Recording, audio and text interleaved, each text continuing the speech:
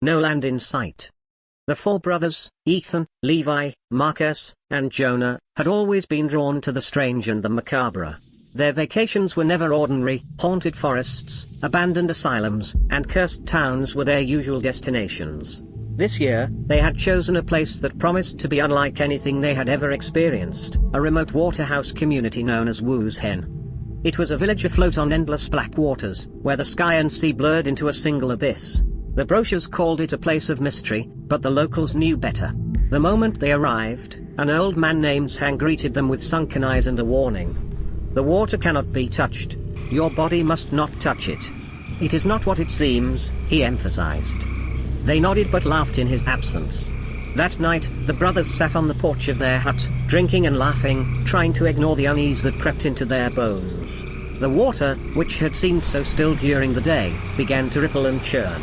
Strange sounds echoed from beneath the surface, gurgling, clicking, and the occasional splash. Ethan, the eldest, was the first to notice the shadows moving beneath the water. At first, he thought it was just the moonlight playing tricks on him. But then he saw it, a flash of silver, a glint of teeth. "Did you see that?" he asked, his voice trembling.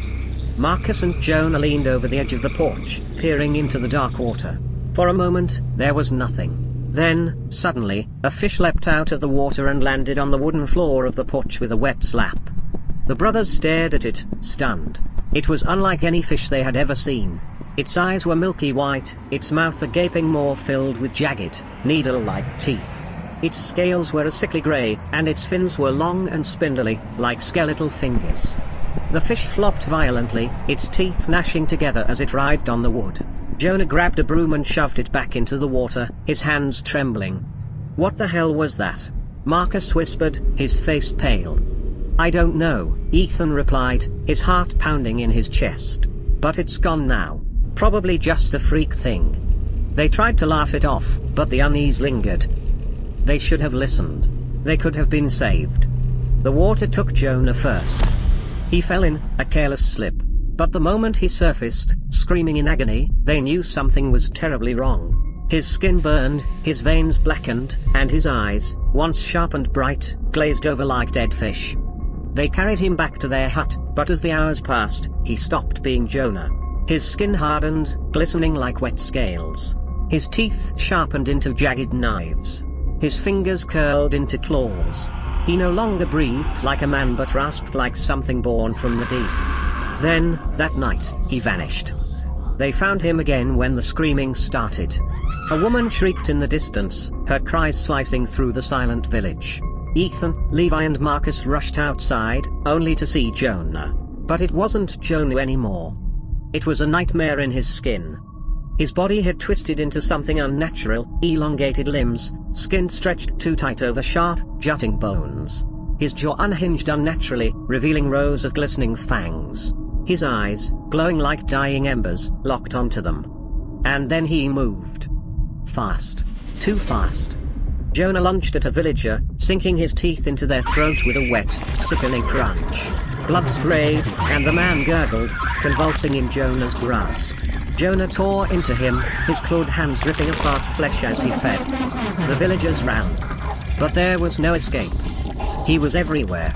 A blur of fangs and hunger, tearing through doors, scaling rooftops, dragging victims into the dark. His laughter, once warm and familiar, now echoed through the village as a guttural, monstrous snarl.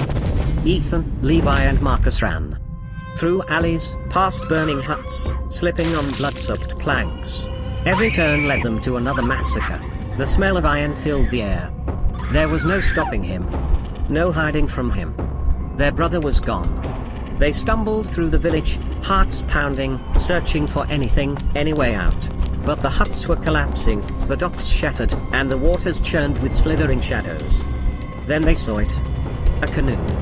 Rocking gently at the farthest edge of the village, untouched by tea. Marcus grabbed an oar. Ethan and Levi pushed off. And behind them, Jonah screamed. Not in pain. In rage. He had seen them. The docks exploded behind them as Jonah leapt, his claws raking across wood, his eyes locked on their canoe. The boat lurched, water sloshing over the sides. "Row," Ethan bellowed. Jonah's hands slammed onto the edge, his fangs gnashing inches from Marcus' face. Somehow he got Marcus and tore through him. He gripped the boat, trying to pull himself in. Ethan grabbed and swung the oar. It cracked across Jonah's face, shattering against his skull. Jonah snarled, his grip tightening. Another strike. And another. Jonah screeched, the inhuman sound shaking the water itself. For a moment, he hesitated, his grip faltering. And then, the boat tilted. The current surged. And they were falling. The canoe tumbled over the edge of the world.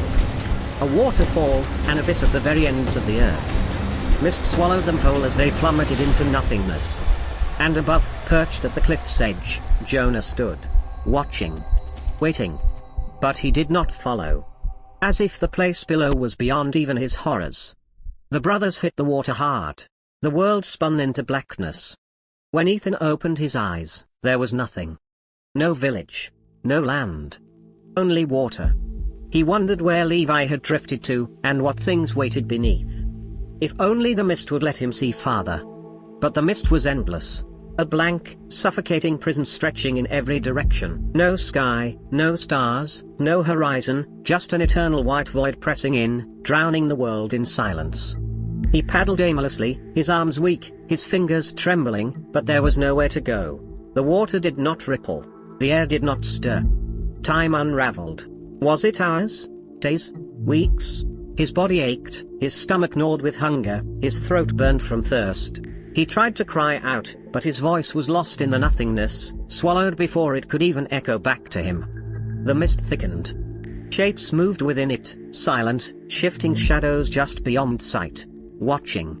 Waiting. His thoughts blurred. His mind faded. Maybe Levi had never been real. Maybe civilization had never been real. Maybe he had always been here, drifting, sinking, waiting to be forgotten. He let the oar slip from his fingers.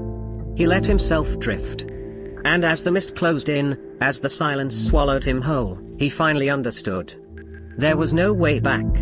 There never had been. The mist coiled around him like a living thing, dense and smothering. He could no longer see the water beneath him, only feel its numbing cold licking at his skin. His breath shallowed. His heartbeat slowed. The world had shrunk to this, just him, floating in a hushed, endless void, unmoored from time and memory. Something touched his leg. A slow, deliberate stroke, just beneath the surface. He didn't move. He wasn't even sure he had the strength to anymore. Then, another touch. This time at his hand, featherlight, inquisitive. A flicker of movement in the mist, a hint of something rising from the depths. A whisper, no, a sigh, low and drawn out, like a dying breath exhaled into the vastness. He turned his head slowly, the mist rippled. And then, nothing. Only silence. Only stillness. His fingers twitched, reaching for the oar he had abandoned. But it was gone, swallowed by the water, as if it had never existed at all. A sound drifted through the mist. A distant plunk, like something dropping into the water far, far away. Then another. And another. Rhythmic. Intentional. A message? Or a lure? His chest rose and fell, too slow, too tired. Levi. He still didn't know where Levi had gone. If he had drifted ahead. If he had slipped beneath. If he had ever been real at all. His thoughts unraveled further. He tried to hold onto them, but they slipped through his grasp like wet sand. The mist tightened. The water rocked. And then, nothing. Not even himself. The mist pressed closer, wrapping around him like damp, rotting cloth. His breath came in shallow gulps, each one thinner than the last. The silence had weight now, a pressure in his skull, pushing against his mind, squeezing out thoughts, memories, the sense of self. How long had he been here? How long had he been drifting? Levi's name felt foreign now, just a sound. Just a word. Had Levi ever been real? Had he ever been real? A soft drip echoed through the mist. Then another. Closer this time. The water was changing. He couldn't see it, but he could feel it. Thicker, heavier, colder. It clung to his skin, sluggish and syrupy. His limbs, already weak, grew heavier. His fingers, he flexed them, or tried to. Had they moved? Were they still his? A ripple beneath him. Something shifting. Something rising. His breath hitched. Then, nothing. Only stillness. A trick. A test. The mist was playing with him. His lips parted, dry and cracked, but no sound escaped. What would be the point? He had forgotten what a voice even sounded like. Another plunk in the distance. Then closer. And closer. His pulse pounded against his skull. The water was changing. It was thick now, viscous. Something else. Something alive. It lapped at his chest, creeping up his neck. The cold seeped into his bones, into his thoughts. Then, finally, he felt something wrap around his ankle. Tight.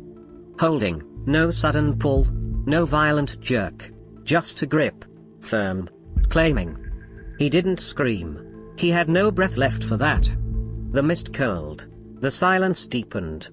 The grip tightened. And then, he began to drift. Slowly he drifted in one direction. Hope, finally. The thought flickered weakly in his mind, fragile as a dying ember. Maybe. Just maybe. He could almost feel it, the solid earth beneath his feet, the warmth of the sun on his skin, the coarse grains of sand slipping between his fingers. A beach. A shore.